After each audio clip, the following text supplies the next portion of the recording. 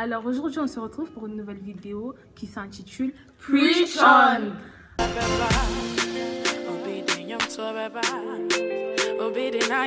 Alors, Preach On se base sur un verset qu'on a tous choisi et à travers ce verset, on va essayer de vous faire passer un message.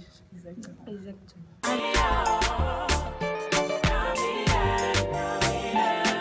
Alors, je vais commencer. Aujourd'hui, j'aimerais passer ce message à toi qui es désespéré, toi qui as perdu foi en Dieu, toi qui ne vois pas la valeur du Créateur, peut-être à cause de tes problèmes, à cause de ta maladie qui est dite incurable, ou à cause de zéro réponse à tes prières. Jesus. J'aimerais te dire que Dieu ne t'a pas oublié. Dieu ne t'a ni abandonné. Amen. Jésus a dit dans Marc 9, 23, si tu peux, tout est possible à celui qui croit. Amen. Donc si tu ne crois pas, comment tu veux que ça soit possible? Toi qui regardes cette vidéo, oublie tes problèmes, oublie ta maladie, oublie tout ça.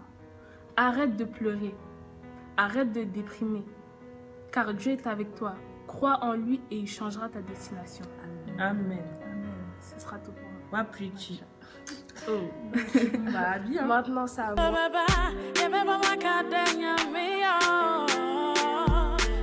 Donc moi, mon thème, c'est le pardon. Pour ça, je vais me baser sur un verset, voire deux. On verra avec le temps. Donc pour moi, le pardon, c'est un sujet qui m'a très inspiré cette semaine. Donc j'ai décidé de vous le faire partager. Donc pour moi, le pardon, c'est quelque chose de très important. Car lorsqu'on ne pardonne pas à un de nos frères et sœurs, on garde de la rancœur en nous, on a de la colère contre cette personne. On veut même se venger parfois, alors que le Père nous dit de pardonner à nos frères, de pardonner nos offenses comme nous aussi nous pardonnons à ceux qui nous ont offensés. Dans Matthieu chapitre 9 verset 13, notre Père, donc c'est le verset Notre Père qui est aux cieux, que ton nom soit sanctifié. Et il y a également un verset de 1 Jean chapitre 1 verset 9 qui nous dit si nous confessons nos péchés, il est fidèle et juste pour nous les pardonner, qu'il est juste et que dans tous les cas, il sera là si nous nous confessons à lui, si nous demandons le pardon et si nous nous repentissons. Donc, je veux faire partager ce message qui dit que ne gardez pas de colère en vous, ne gardez pas de rancœur contre vos frères et sœurs qui vous a fait telle ou telle chose, car à la fin, ça serait vous qui serez touchés. Vous serez mal et la personne en soi, ça lui fera rien en fait, que vous soyez dans le mal. Donc pardonnez seulement, car le Père aussi vous pardonne et il est juste avec vous. Amen. Voilà, ce sera mon message.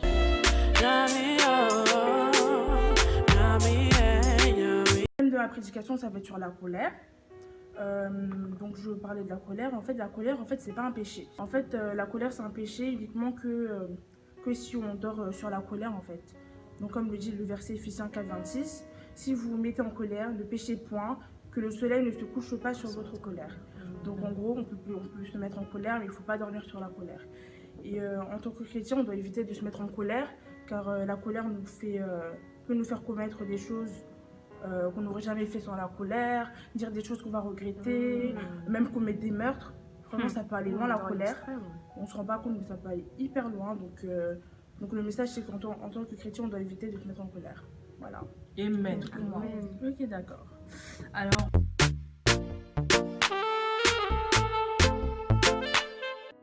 moi, le thème de ma prédication est « Pourquoi recherches-tu le vivant parmi les morts ?» qui est inspiré de 1 Corinthiens 15, le verset 22.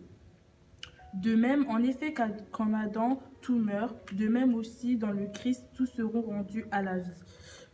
Ce verset-là est vraiment encourageant pour nous les chrétiens, car la résurrection de Jésus-Christ nous confirme que oui, il y a un Dieu et qu'il y a une vie après la mort. Donc toi, mon frère, ma sœur, qui dit qu'il n'y a plus espoir, si il y a espoir. Car dans la vie dans laquelle on vit, on n'est que de passage.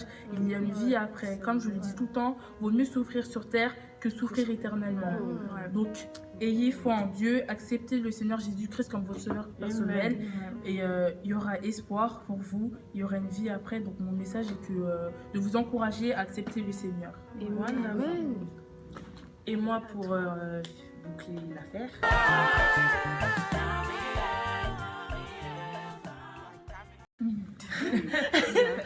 Mon thème, ça sera basé sur le pouvoir de la langue, inspiré de Jacques, chapitre 3, verset 10. Bénédiction et malédiction sortent de la même bouche. En fait, la langue, c'est un petit membre dans notre corps. La majorité des personnes ne s'en rendent pas compte, mais ça peut détruire une vie, ça peut détruire le moral d'une personne. Et par exemple, on peut comparer notre langue à un feu qui peut enflammer une grande forêt, Exactement. qui est notre vie, la forêt. Donc, il faut faire attention à ce qu'on dit avec notre bouche. Il ne faut pas tout le temps sortir des insultes, de la vulgarité. Alors qu'avec cette langue, tu loues le Seigneur, tu adores notre Seigneur.